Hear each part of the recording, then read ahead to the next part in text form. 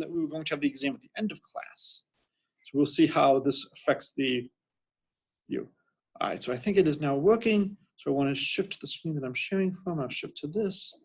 Okay, so what I want to do today is go over how to do some things in Mathematica. This is a wonderful program. You have free access to it while you're at Williams.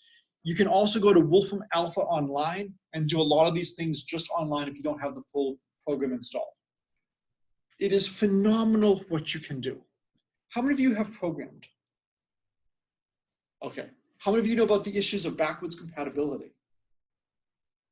So just because something works in the current environment does not mean it works in the previous. And sadly, just because it works in the previous does not mean it works in the current. So a lot of commands change over time. A lot of times they change for a good reason. They realize this was not really the right way to do it, or to look at it, we should look at it this way. I understand that, but once you are used to the old way of doing things in the old notation, it is very hard to change. So in the old versions, it was cross product. And what do you think cross product calculated? Excellent, Kayla, the cross product. Now the command is cross. It's faster to type cross. Okay, I understand that. I wouldn't mind having cross product still defined so that if I happen to have an old program that uses cross product, it won't crash. I will talk how to deal with that in a moment. Who knows what this word is and why? It's the keyboard layout. It is the keyboard layout. Why is the keyboard laid out QWERTY?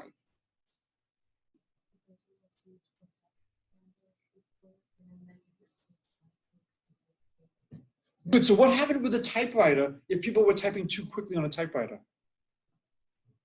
It would jam up. You had these old things coming down and putting the ink on the paper. And so this is designed to deliberately slow you down. And it's to get you to alternate using hands.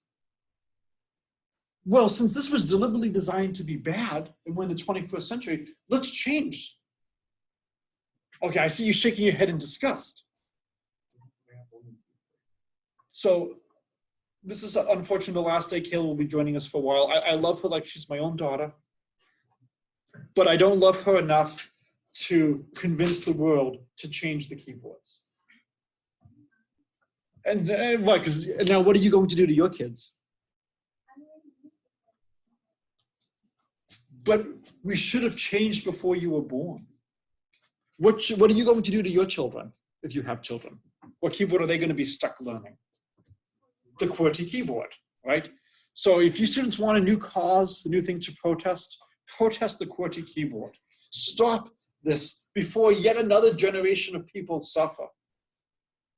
When I was a grad student teaching multivariable calculus at Princeton, I remember at the end of one year, I asked the students, so, what did you feel about those problems where cylinder intersects cylinder and you find the volume of the region of intersection? Okay, so you hated those problems. Should we remove those problems from the course? Oh, no, no, no, we had to suffer through them. We want next year to suffer. And what do you think I told them? So I didn't say this in the first class. Do you know what I told them, Kayla? That's exactly what I heard last year. Somebody has to break the sequence. So if you do not know what a command is Mathematica, you can put a question mark before it or before what you think it is. And so when I do cross product, it doesn't really know much about cross product, but cross, it now says yes, cross AB gives the vector cross product of A and B. And documentation, local and web. So if I hit local, it's actually going to open up a nice page with information with examples. How many of you have technical manuals for programs? When I was young, you had to have technical manuals because the programs did not have enough space to store documentation. And the internet, yeah, right. There really wasn't much of a public internet. So now I've defined a new function, cross product, and it takes two inputs and outputs the cross. So this way, if I happen to mistype cross product rather than cross, I'm not going to get an error message. In Mathematica, when you're defining something as a variable in a function, you do an underscore. And when you have a definition, it's colon equal. We do colon equal as well in regular mathematics. If I do 3x plus 7 equals 5, This is just a regular equal. I'm not defining 3x plus 7. I'm just saying it happens to take on the value of 5. If I'm defining spherical coordinates, I might say rho squared, or maybe rho is defined equal to the square root of x squared plus y squared plus z squared. So I'm going to take the cross product and dot product of some things. So to compile something in Mathematica, it's shift enter. So if I hit shift enter, I can take the cross product. Now I've defined some functions. And so I'm going to take the cross product of my vectors e1, e2, e3.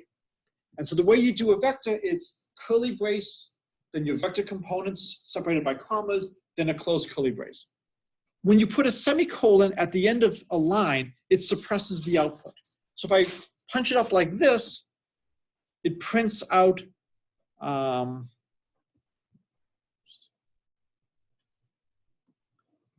of the issues is I actually did run this code in the previous class. Okay. So when I compile those lines, it prints out nothing because each line has a semicolon afterwards. If I take away the semicolon after the second one, it will now print out 0, 1, 0. It will print that out. It's saving these values into E1, E2, E3. I don't have to say E1 is defined to be a vector. It just implicitly knows what to make things as I go along. So now I can take, let's take the cross of E1 and E2. And what should that be? E1 cross E2 should be E3. And as a quick check, we do get E3, 0, 0, 1. What if I do E1 plus E2 cross E2? What should that be?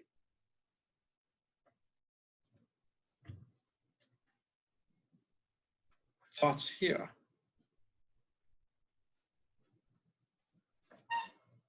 So more generally, if I have U plus V cross W, does that equal U cross W plus V cross W?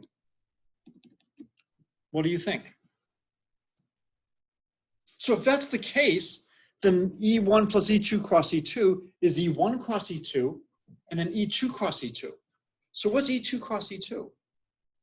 0. So what should E1 cross E2, E1 plus E2 cross E2 be? It should just be E3. And we still get E3. So we can now try to prove that the cross product has this additive property. How many choices do we have for the vector U? How many components?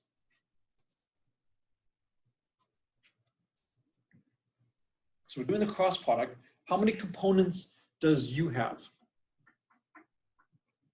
I'm sorry? 3. And how many does V have? And how many does W have? So let's just start looking. So cross, let's do A, B, C for U plus D, E, F for V. And let's do W would be H, A, B, C, D, E, F, G, H, I. And so it tells us, are people able to see this, or do I need to make it a little bit larger?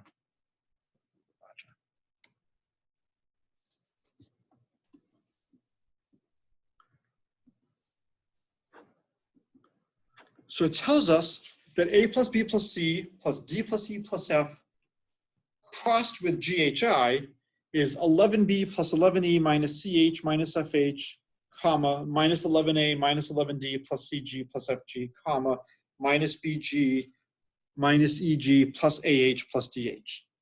Does that look right to you?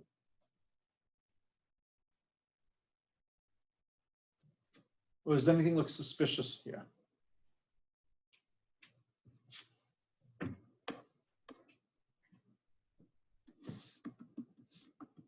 So does any part of this look suspicious? You can say, Kayla. There's no eye. And the eye is a different color. You actually did notice the eye was a different color in the first class, right? Or no? We can check the video later. If I did, I don't think I saw. Why do you think eye is a different color? Yes. Taking it as imaginary. Maybe it's as an imaginary or something like that. The fact that it's a different color worries me. What should we replace I with? I, Kayla. We'll replace it with K. Does that look better? Now we're no longer getting these 11s, and now all of the letters are showing up.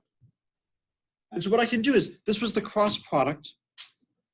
And now what I will do is I will subtract. I'm trying to see how efficiently I can do this in terms of cutting and pasting. I'm impressing you with my cutting and pasting skills. Okay. So now I'm going to do the two different cross products and subtract. What should I get?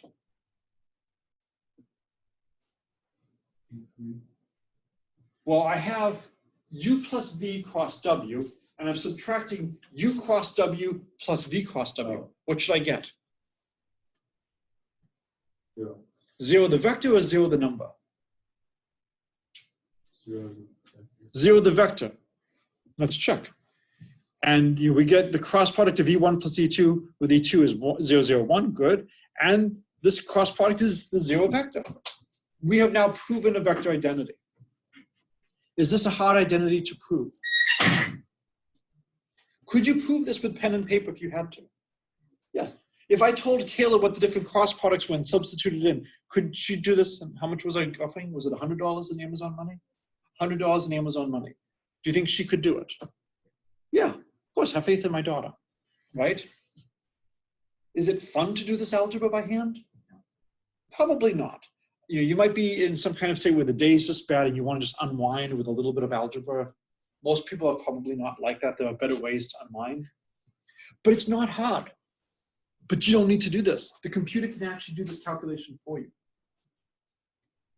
We can do dot products. So what should the dot product of E1 and E2 be?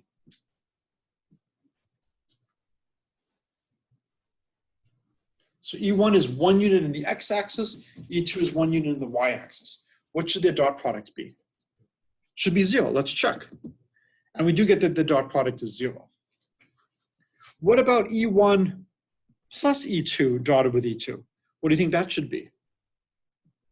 1. And if you think about that, this is just going to be the vector 1, 1, 0 dotted with the vector 0, 1, 0. So when you do the dot product, you would get 1 times 0 plus 1 times 1 plus 0 times 0. So we should be getting 1 when we do the dot product. We get 1. Do you think the dot product has a similar identity to this? That U plus V dotted with W is U dotted with W plus V dotted with W.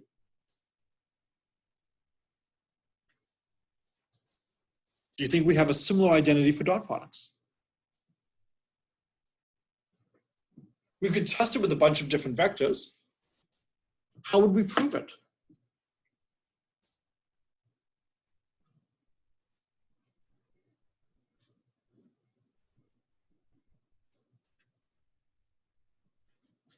So how would you prove if you had, say, vectors with 3 components that the dot product of U plus V with W is the dot product of U with W plus the dot product of V with W? What could we do? Do the same thing you did up there. Yeah. So instead of typing everything all over again, whoops. What I can do is I can just highlight this line.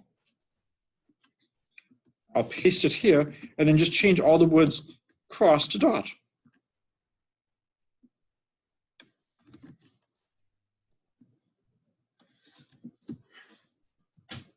Ah. So were we correct? Is the dot product additive like this? Are you surprised? Are you sad?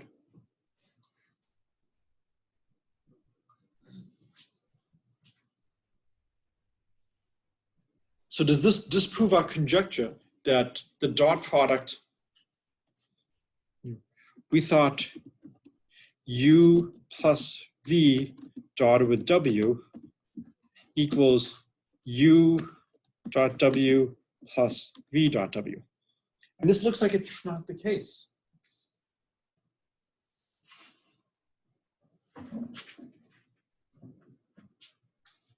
So does that look like 0? Okay, why does it look like 0 to you? If you distributed that. Oh, if we distribute it. So we have minus AG minus DG plus AG plus DG. So Mathematica just hasn't expanded everything out. So there is a function that would expand things out. Anybody want to guess what that function is called? Expand, yes. So a lot of the notation is exactly what you would expect. So if I type expand and then put the whole thing in brackets, now you get 0. And now we have a proof that the dot product has this nice distributive property. Unfortunately, we only did this for vectors with 3 components. So if you wanted to use the computer, could we do this for 5 components? Yeah, it wouldn't be that hard to do. What about an arbitrary number of components? Well, that I can't program. So we could use this to prove any specific number is true. We could get a pattern, but this would not give us a proof in general. All right, so the next thing to quickly look at is matrices. And this is related to one of the extra credit problems. So a matrix, you can view it as a collection of rows.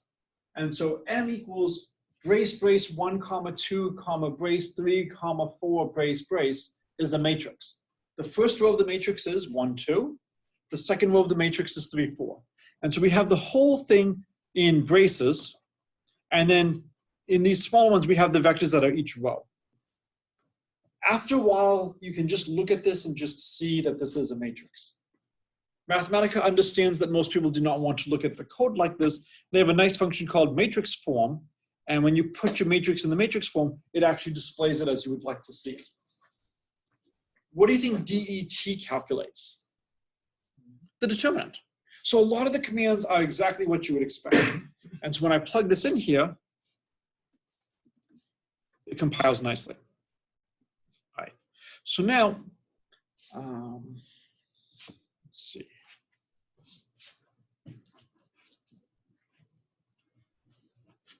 We reset this.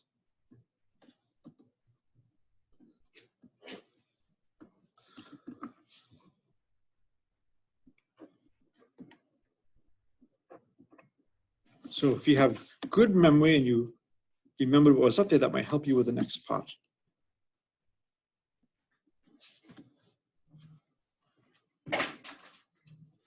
Okay, so here is a function. It's called 1 to n squared, and this is related to the extra credit problem. It has as input just one number, n, and then the colon equals means I'm defining 1 to n squared as follows. Module is how we say program or function in Mathematica. And it begins with a bracket, ends with a bracket, and then the curly braces here just means I have no local variables. For those of you who are coding, there is something that I should have done a lot more of that I only did very briefly in this. What should I do more? Commenting. All right. Most people do not put in comments.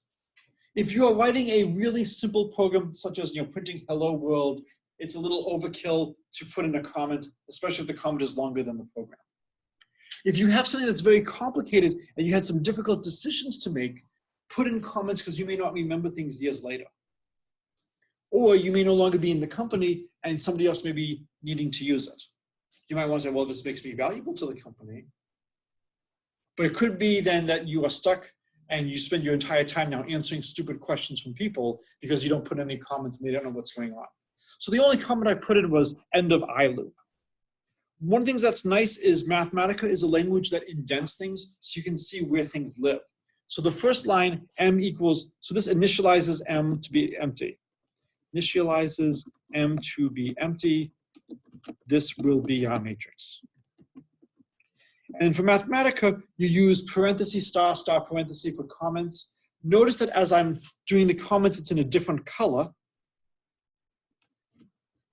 And then until I put in the end of the comment, from that point onward, everything is considered to be the comment. So this is my for loop. And so temp is going to be where I store the entries of the row we are constructing. That was the longest comment, so I just saved that one. Now, let's see what happens. For j goes from 1 to n, and we have I going from 1 to n, temp, which is going to be my row, is going to be the following. I'm going to append to temp I minus 1 times n plus j. So the first time through the loop, I goes from 1 to n. I plus plus means increment I by 1. What do you think I minus minus would be? Decrease. So if you want to count down rather than counting up, most people like to count up. So we're going to count I goes from 1 to n in steps of 1. The curly brace here means we're beginning the for loop. The curly brace here means we're ending the for loop. And this bracket goes with this bracket for the for. Now, the first time through the loop, I equals 1. So I minus 1 times n is 0. So we're going to append to temp the value j. So temp initially starts off as empty, then we add 1 to it, then 2, then 3, then 4, then n. Temp is the first row of our matrix. We then append to our matrix M temp. So now we append the current row or the new row to M. And now we go through the program again, and now I equals 2. So when we get here, 2 minus 1 times n is going to be n. So now we get n plus 1, n plus 2, n plus 3, all the way up to 2n. That's going to be the second row of the matrix. So this program will construct a n by n matrix where the entries are from 1 to n squared, just like the extra credit problem. If you look at this really carefully, there is something that should be flagged. Actually, two things that should be flagged. One of them, I don't understand why it's flagging. The other one, I do. Anybody see anything that Mathematica is trying to call your attention to? I'll give you a second. You can only do the one that you got in the first class, not the one you got. Yes. Is it the purple semicolon? Yes, it's the purple semicolon. I have no idea why there is a purple semicolon there. I wish I knew. Anything else? Blue M. Ah, very good. You got the blue M. Why do you think there's a blue M? Yes. Capitalism rules. Okay. So let's replace M with something else like K. That's still blue. So let's go up a little bit to something that we didn't emphasize, but I think it was there. Or did it get deleted? Oh, okay, I guess it got deleted.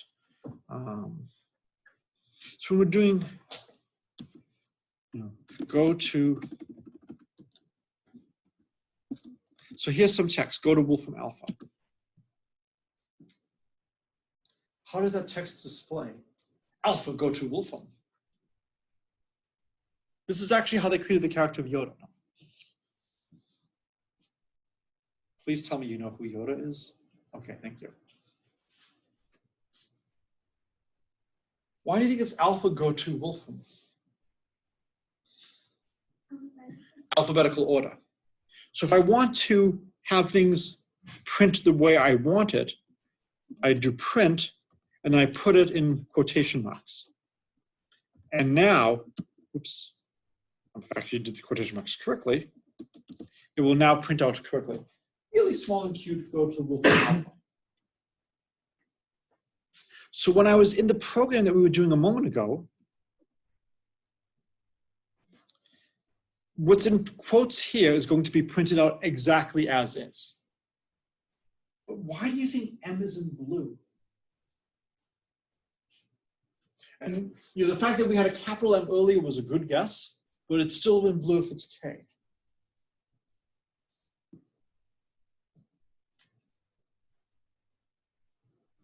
Yes? It's not referenced anywhere else. Yeah, it's not referenced anywhere else. Mathematica is actually trying to help you. It is rare in life when somebody wants to give you this much help. You might be in a situation where you have friends who are giving you too much help, too much input on things you do not necessarily want input on. I see some of you nodding your head, vigorously. Yes, yes, Mom. Yes, thank you, Dad. Yes, yes, yes, I absolutely will do that. Right? Mathematica is trying to tell you, do you really want to have an M here? And let's look at the line. We have N is the size of the matrix, and we have the text print, we have N equals M. So it should be clear that this is not what we want to code. So what should I replace the m with? N. And when you do that, the blue N becomes this wonderful greenish N. And the matrix is matrix form, so it's going to print out the matrix in a nice way.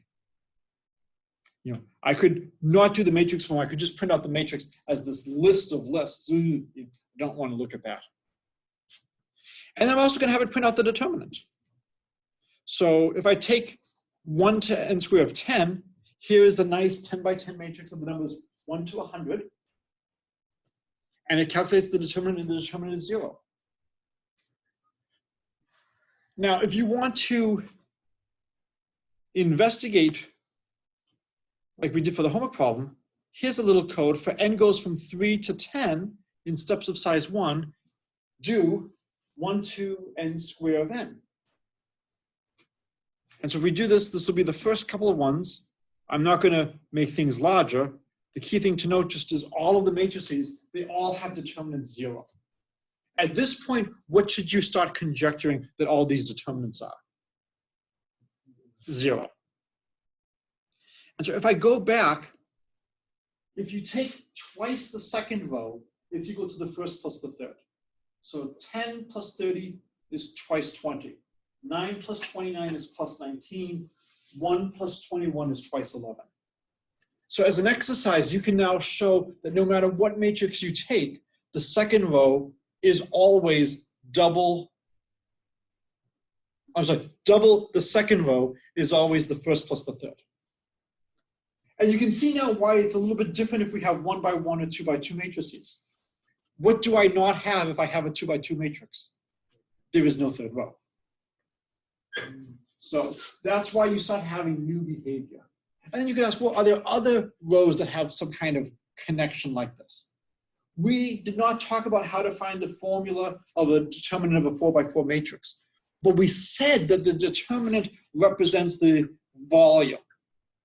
And so if you don't have independent directions, if it doesn't fill the whole space, there's going to be a problem.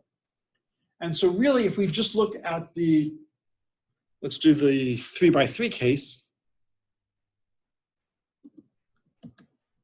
1, 2, 3, 4, 5, 6, 7, 8, 9. All 3 vectors have to be in the same plane. So as a nice exercise, try to figure out what plane is this and actually show that the 3 vectors are all in the same plane. You've got 2 different vectors. Show that the third, well, we can show without too much trouble. First plus third is twice the second. It's spanning a plane. It's not spanning a parallel pipette. If you want, you can actually create a little bit more functionality by doing return m.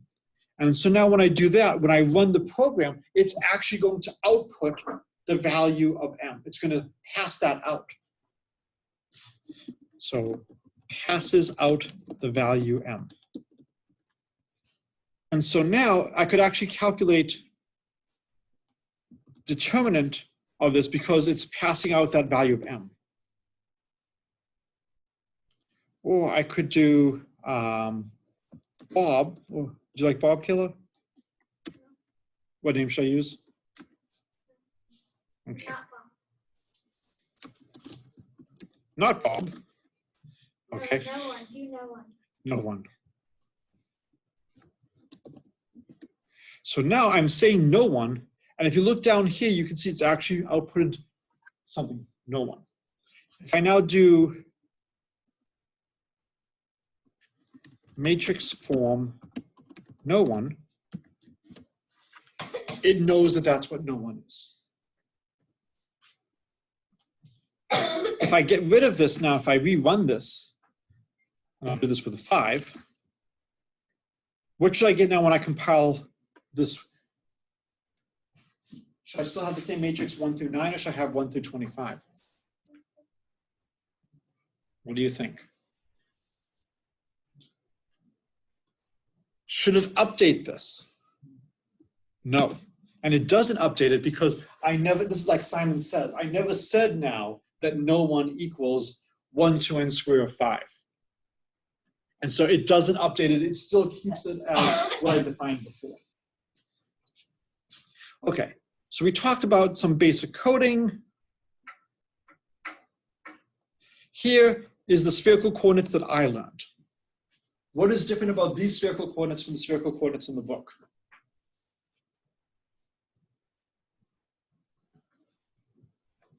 Isn't row, you start from the top and you come down?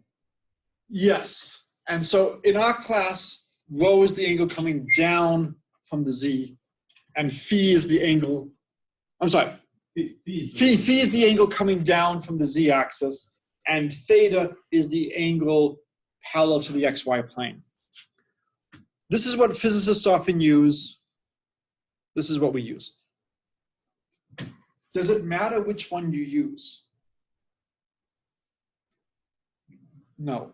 But you want to be very careful that you know which one you are using and which ones people think you're using. What's good about using theta in spherical coordinates for the xy plane stuff? Why would we like that?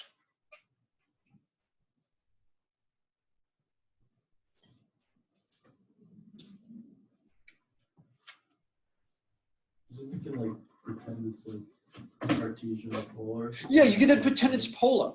And so polar has r and theta. And so now what we're going to use is, if this angle coming down from the z-axis is phi, then z is going to be rho cosine phi, and this amount coming out is going to be rho sine phi. That's going to be the little r in the plane parallel to the xy plane. So it's like we're doing polar coordinates where now the radius is rho sine phi and the angle is theta as before. That's why mathematicians like to have phi as that higher angle and keep theta for the xy plane. For a lot of things in physics, the theta, the angle coming down from the z, is the thing that's more important. So it doesn't really matter which you use, but you want to be very careful. When I was a postdoc at Ohio State, I was working with a professor, and one of his thesis students showed me his final thesis. He was very proud of it. And I looked at it, and I had some fun with him. I go, I really like your result. This is very good work. Do you realize half your thesis is wrong? And if you really want to get someone's heart to stop when they're in graduate school, right before they defend, saying half your thesis is wrong is a really good way to do that. I had his undivided attention at that point. I knew he was using a paper which said early in the text, we will assume for convenience that when you take the even number k, you divide by 4, the remainder is 2. If the remainder is 0, then you have an extra minus sign. So it was less than a minute to fix his thesis. He just dropped a minus sign in half the cases. But this really drove home the point of really needing to look and see what is the notation of the paper you're using. How are they defining things? So here, we are defining things as theta is coming along in the xy plane. How far can phi go down as we come down from the z-axis? Phi goes from 0 to what?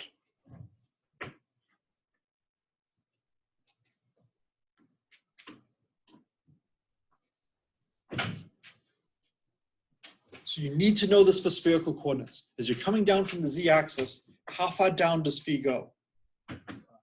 Pi, it only goes down pi or 180 degrees. You're not going to keep going all the way around, but you are. Right? You're only going to come down all the way down to here. Because whenever you come down, then you can spin around with your theta and get the whole thing. You want to make sure you don't double count anything. So phi goes from 0 to pi. Theta goes from 0 to 2 pi. And the radius is always non-negative. And then, just a couple of links. What do you think hyperlink does?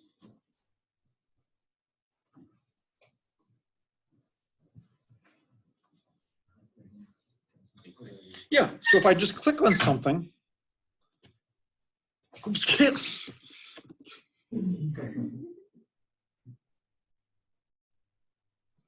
we're not going to post today's lecture. Well, we had the weather report on a previous day where we had the weather from the future. There are websites you can actually go to for lottery numbers in advance.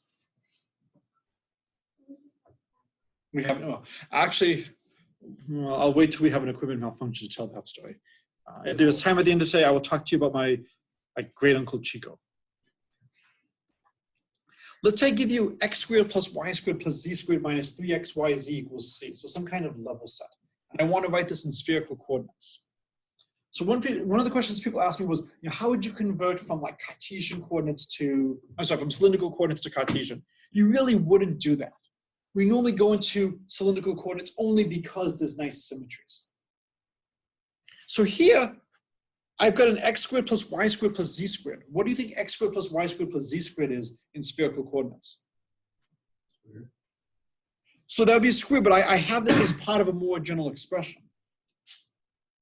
So what can I replace in spherical coordinates? What would x squared plus y squared plus z squared equal?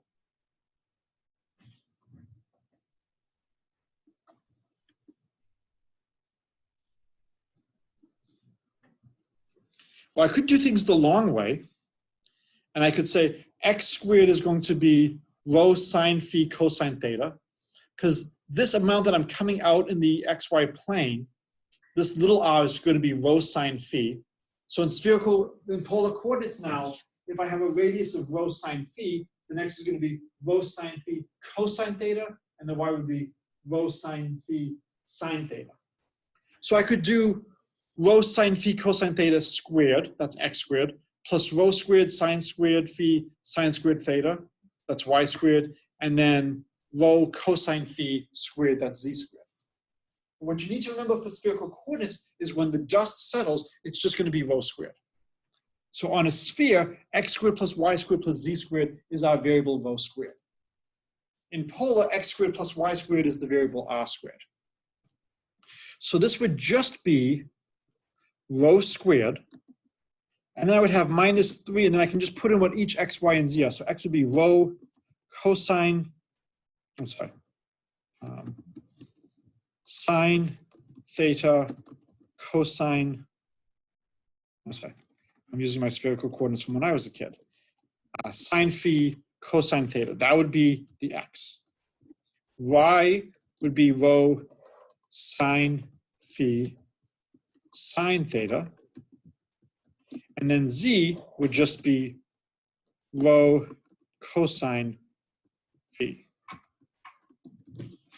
And that would be converting it from the Cartesian to the spherical. More generally, if I give you polar, x is equal to r cosine theta and y is equal to r sine of theta, or r is the square root of x squared plus y squared, and theta is arctangent of y over x. So these would be the conversion factors to go from Cartesian to polar or polar to Cartesian.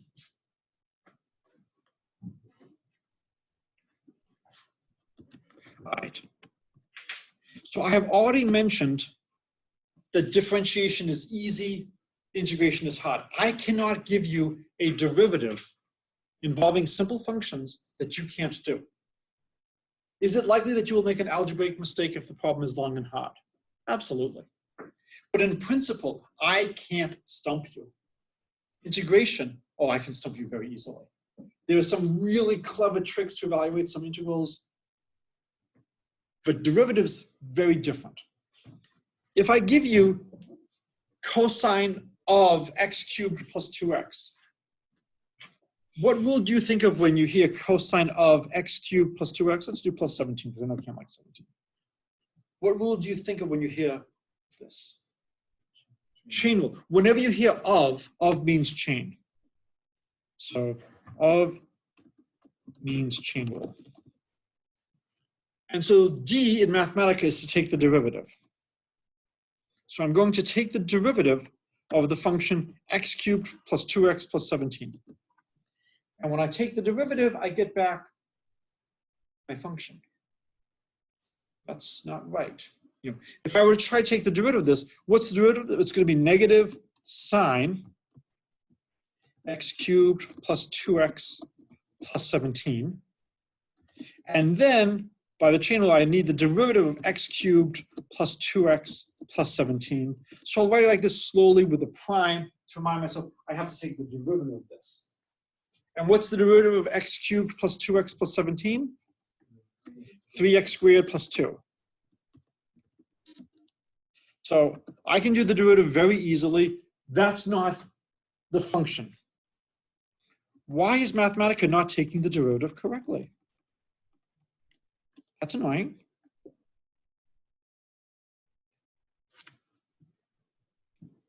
You have, sorry? Oh, is D the command for derivative? D is the command for derivative. So what you have to remember is that Mathematica is extremely powerful, but it has very little initiative. Okay, you have to be very, very clear to it on what you want it to do. What if I gave you this function? Ooh, not that function. What if I gave you that function? If I asked you to find the derivative, what would you say to me now? With respect to what? You know, this is a good class to be respectful. So the cultural extra credit of the day is who is the comedian whose big shtick was no respect. I get no respect. Rodney Dangerfield. Excellent. I think. Comedian of all time. Thank you. So we might actually watch the movie Back to School Yes. as a documentary. I thought it was a comedy when I was young. It describes the college world incredibly well. Morton Downey Jr., who is now famous as Iron Man, actually plays the weird college roommate. It's a very early role for him. I think my favorite of his no respect lines was, you know, I remember 2 in the morning, there was a fire in the house, the wife goes to the kids, shh, wake up daddy. No respect, again, no respect. So if I do it like this, Mathematica doesn't know what variable are you differentiating with respect to. So I am doing this to try to really drive home points. I actually have a colleague who was born same year, same city as myself, who can actually do a perfect Rodney Dangerfield. He has really good voice. And his name is also Steve Miller. If I do comma x, it now tells it to take the derivative with respect to x. And you see we get the right answer. What do you think would happen if I asked it to take the derivative with respect to y? What would we get? 0. There is no y dependence. And I could have, you know, I could put y back in here, and now it would work. So it's very easy to calculate partial derivatives in Mathematica. Now let's do an integration. Now, I've told you that you can't do most integrals. So we always have to work really hard to give you an integral that you can do. Let's take a nice one. Should we be able to integrate x to the 4th plus 2x?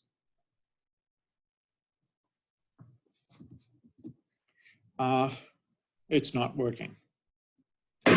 Any thoughts why this is not working? Hint. There's a big red caret and text underneath. Mathematica is trying to help you out. Is there an extra space in the bracket? So I actually did not type that extra space. You know, I will do it again if you want to do it, Kayla? So here, Kayla will type the letter X, and then you'll type the brace. This one? Yep. The So bottom? Yep, the bottom. So type X, and then type the brace. Oh, shit. No shift. See, it's not just me. It might just be people in my family though. Mathematica is putting that in. And Kayla's now removing things. We'll just put that back. Okay, Because there's an extra Yes. space there. good. Do we So- have to put the X in? Yeah, so it has no idea what are you integrating with respect to. So if I put in a comma x, it now integrates with respect to x and gets, what a shock, x squared plus x to the 5th over 5. If I put in a y, not 0, it integrates with respect to y. This is just a constant now. If I try to do simplify,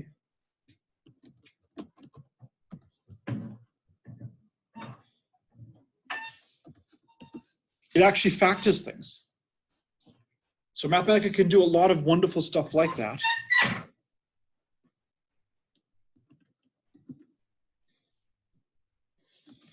But going back, I could integrate from 0 to 1, and then we'll give you 6/5. So you have a lot of freedom and a lot of flexibility in terms of how you do stuff like this. It is a absolutely wonderful program. And again, you can freely use it, Wolfram Alpha, as long as you're only doing one-line commands, you can do all of that. Did I mention technical manuals in this class? Okay, it's always hard to remember which ones I've told which class. You don't have to worry about lugging huge books. Google if you don't know how to do it, or do a question mark, or email the TAs or email me. So you can now check a lot of your work. On exams, you cannot use any of this, right? The goal is for you to be able to do these calculations and to have some sense of whether or not your answer is right or wrong. You want to be able to know, can you trust the output? Let's see, probably about 9 years ago, I had 4 thesis students. 2 of them discovered bugs in Mathematica in the course of doing their thesis. And so you always have to be careful, can you trust the output from the computer? If you can check things multiple ways, it's great to do so. But what I hope you see from this today is that you can check a lot of the work you're doing. And this is just the tip of the iceberg in terms of what we can and cannot do. All right, so now what I want to do is stop the share, move the meeting, and